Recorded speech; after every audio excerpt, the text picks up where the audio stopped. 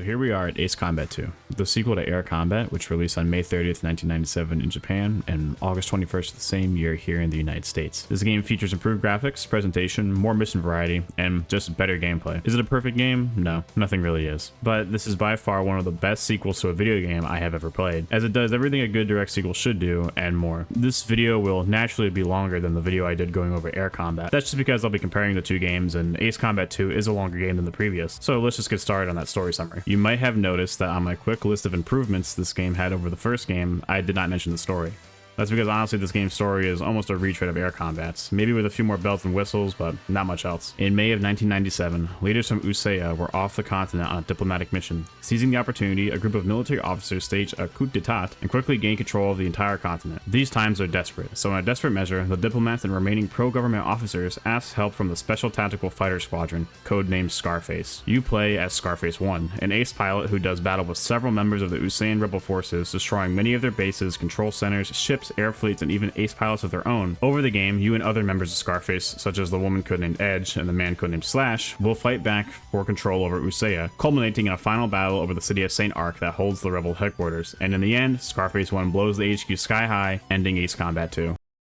Or does it? That's right. Ace Combat 2 has multiple endings, people, and if certain conditions are met, the game does not end at St. Arc. If you go the extra mile, the game will reveal that right before the raid on the city, the rebels launched an escape submarine, and you have to go after it. At first, the mission seems easy. It's a lone submarine with little protection. However, after attacking the sub, it will launch a cruise missile straight at the city of St. Arc, and you have to destroy it before it reaches the city. No easy task, as the missile makes very sudden movements, stops and starts, and it cannot be locked onto by any missiles, so you're going to have to shoot it down the old-fashioned way. A true test of your combat skills and everything you've learned so far. If you fail to stop the missile, you will have still stopped the rebel forces, but the city of St. Arc will be completely obliterated, resulting in the bad ending. However, if you stop the missile, the city remains safe, and the rebel forces are still destroyed, finally ending Ace Combat 2.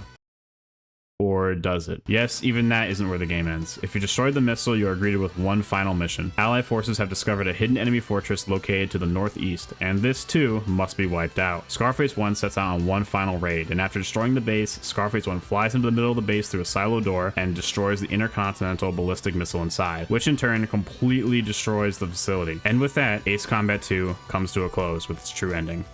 For real this time. I gotta say, it might be a slight retread of the first game, but honestly, the extra detail in some things and the extra endings do go a long way. I was genuinely surprised when I learned this game not only had bonus content after beating the game's normal mode, but also a true ending. I had absolutely no issue playing this game again to get the true ending. Ace Combat 2 is just slightly longer than the first game, even when doing the optional side stuff you can do. The game's missions are told through voice acting briefings like before. The voice acting itself has seen a slight improvement over the first game, even though there's really not that much voice acting besides the mission briefings and in-game radio chatter. However, the person doing the mission briefing has this very obvious southern accent, and it's honestly the best thing ever.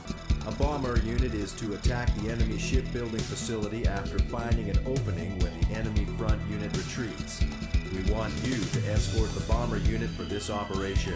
Alright, where do I begin? There's so much to talk about when it comes to gameplay improvements in this game. But let's just start with the basics. The general gameplay is the exact same. Ace Combat 2 is still an arcade-like combat flight simulator action game. If you didn't jive with the core of that in the first game, then I'm afraid Ace Combat 2 might be a hard sell for you. However, this game features greatly improved mission variety and a proper difficulty curve. In the first game, barring a couple of exceptions, and one of those was the final mission, you were mostly just doing the same things in Air Combat, destroying enemy fleet, destroy X ground objective, or a combination of both. Now, Ace Combat 2 does feature plenty of missions like that, only this time there's usually some kind of catch to change the mission up. For example, in the mission Dark Star, it seems to be just a simple fly here and destroy this fleet mission. However, the weather conditions are poor, not only jamming your radar, but also leading to a difficulty in establishing visual on the enemy. Or how about the mission Power Play, where you need to gain control over the rebel power plant, except obviously you don't want to destroy the plant. After all, it can be very valuable to your cause, so you are instructed with only destroying the weapons the rebels have set up there. You can still destroy the power plant, and each section you do destroy will come out of your pay at the end of the mission, but it won't result in a mission failure. Similarly, in the mission Dead End, you are instructed to fly at a very low altitude to avoid detection on radar, and to make your way through the frozen tundra and destroy an enemy radar station and fleet before they can launch a counterattack. I happened to accidentally fly too high and get spotted. I thought this would result in a mission failure, but it actually didn't. In fact, all that really happened is the music kicked into high gear, and I was told to just blow the place up before they realized what was going on. That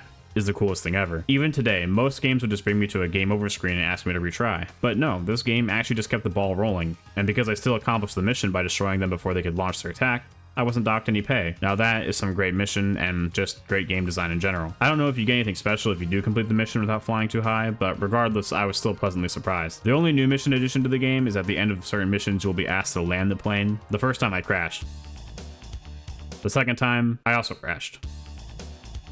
However, the third time, I finally got it down, and it's honestly more forgiving than I thought it would be. Crashing doesn't fail the whole mission, and from what I could tell, I was not punished or rewarded regardless of what I did. I think these bits were added just to change things up, and maybe just add a bit more immersion to the game. The biggest change to the planes is by far the new control scheme. You have to switch it on in the options menu, and it's labeled as expert controls, but honestly, it should be called mandatory controls. I think I now know why I saw some people who have more experience with this franchise than I do refer to the first game's controls as clunky, because once you turn on expert controls, it feels so much smoother. You can roll the plane now. You can do sharp turns at high speeds. It might take a bit getting used to, especially if your only experience is the first game like mine was, but it was completely worth it. This is also due to the game being fully DualShock supported. I was able to do maneuvers I was never able to pull off in the first game. If I had to go back to just using the D-pad to move like I was in air combat, the controls would feel clunky. But now with the stick being available, the new control scheme, dogfighting never felt so smooth. But you are going to need all of those fancy new maneuvers because Ace Combat 2 just outright assumes you have played the previous game. Now, I would not call this game crushingly hard or anything, but this game will throw harder enemies and more demanding missions at you sooner than air combat did, and I found that the general enemy AI was a lot better in this game. I found enemies could shake me off easier if I was not on their tail, and they were a tad better at attacking me. I did not mention in my air combat video, but enemy AI in that game did feel pretty bare. With the exception of the ground enemies being able to lock on and hit me, the ones in the air would just tend to fly in a straight line with maybe an attempt to lose me, and I never got shot down by an enemy midair. To be fair,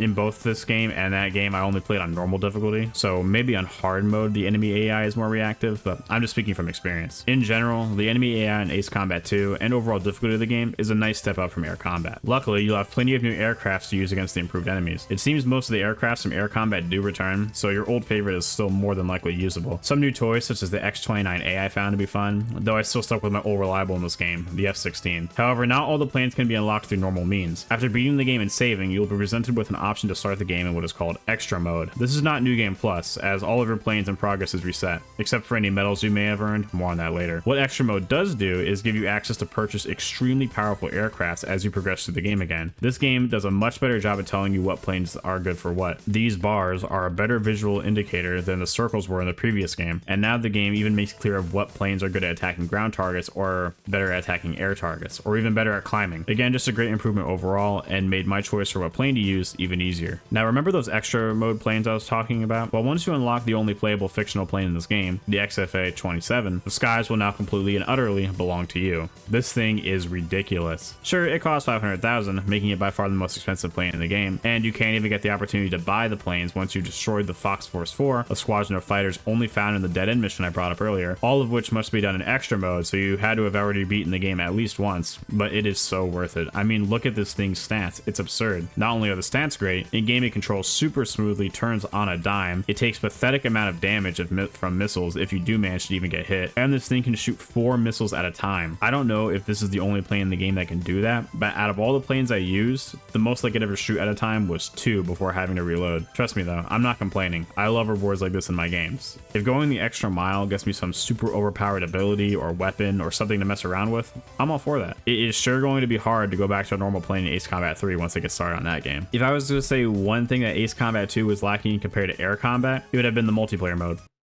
You know, the 2-player mode from air combat. You know, the thing I didn't even mention in the last video I made about the game? Well, oops, my mistake. But I guess it should go to show how relevant that mode really was to my experience with that game. On a genuine note though, I am sorry I did not mention or showcase that mode in my air combat video. Even if it would have been a very short part of an already pretty short video, still, if for some reason you really like the multiplayer feature in air combat, then you're going to be saddened by its absence in Ace Combat 2. I am pretty indifferent about that mode, and I think all the additions and improvements made on the single player side more than make up for anything that could have been gained if the developers included a working 2-player mode. Missions at the end still have a final tally, paying you based on how many enemies you destroyed, how much damage you took, if you had wingmen with you, and if you happened to accidentally destroy any ally objectives. Money is still just used for planes this time around, but this time the mission ending also shows you a path of where you flew over the course of the mission. I love the sound they used to signify when you took out an enemy. Sometimes I feel like I was just being as destructive as possible so I could hear this sound more.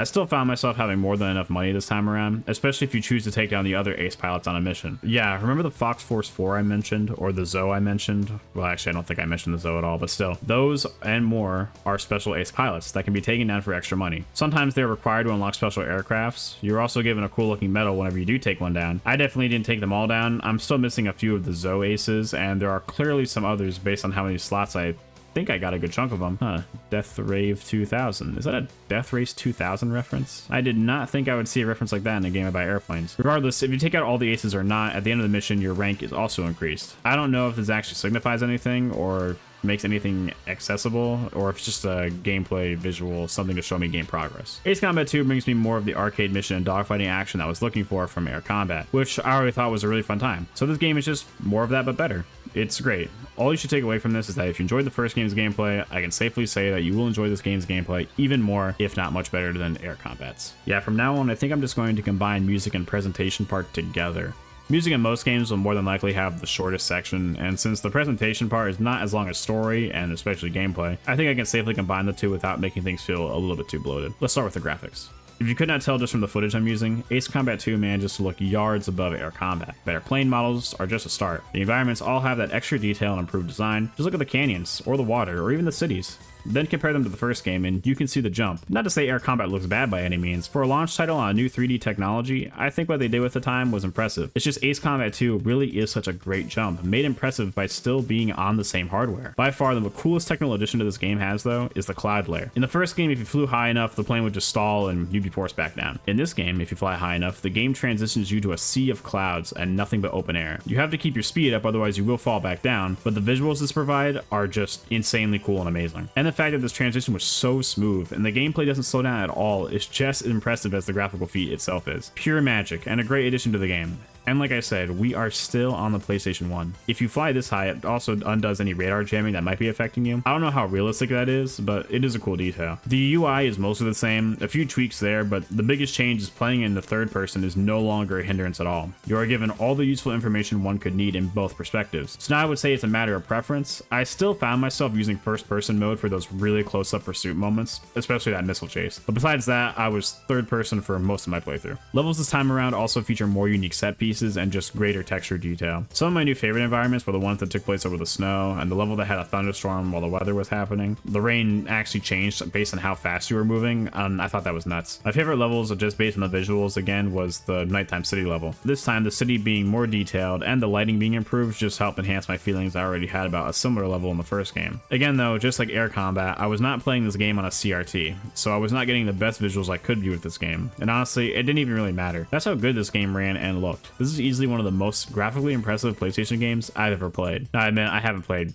a crazy amount of PlayStation 1 games, but I digress. The camera is just as good as the first game. I wish you could rotate the camera with the left stick, but moving with one stick and having complete 360 camera control with the other was not unanimously practiced yet. Still, I never felt like I was fighting the camera at any time, and when in third person, the camera was still zoomed out enough to see what I needed to see. Music won't take that long to talk about, as all I really have to say is that I enjoyed the soundtrack. Just a tad bit more than Air Combat's. Air Combat's soundtrack felt very arcade-like, in a good way of course. Ace Combat 2 keeps that arcade feel, but adds some songs that would not be out of fit in a Top Gun movie. And the remix of Night and Day from the first game is great, however the track Fire Young Man is my absolute favorite track in the game. The mission is you're attacking this naval fleet with the sun casting an orange color over the ocean, then you have this rockin' soundtrack playing while these missiles are flying everywhere. This is a great feeling. Last thing about the music I'll say in this game is the music did seem to be dynamic at some parts. For example, in the mission Dead End, the music started off very quiet, low, perfect for a stealthy infiltration tone that the mission was setting. However, the moment I got spotted on radar, the music kicked into high gear. The battle was on and the music showed that too. I know this isn't true dynamic music, as some missions just had set music no matter what was going on, but I would love to see more music used like this in future games. The music changing based if I'm just patrolling the skies or performing stealth recon or in the middle of a dogfight, all in the same mission, it would be peak, but that's probably asking for a lot on a PlayStation game. The music gets 2 thumbs up, the graphics get 2 thumbs up, this whole game gets 2 thumbs up. Wow, what a great sequel. It gave me be everything I wanted to and more from a game like this. If you really wanted to like air combat, but maybe the controls are just a bit too clunky, or if the game seemed to be just a bit too simple, then please give Ace Combat 2 a chance. This game brings everything back to the table with some extra salt and pepper too, just to make things taste even better. That's all I gotta say about Ace Combat 2. So I guess I have nowhere to go but Ace Combat 3 Electrosphere. I guess the name Thunderdome was already taken. Still, it looks like we're on the PlayStation 1, but hey, so was Ace Combat 2, and that was a great leap from air combat. Will Ace Combat 3 be the same? I guess I'll find out. I'll see you guys then. Goodbye for now.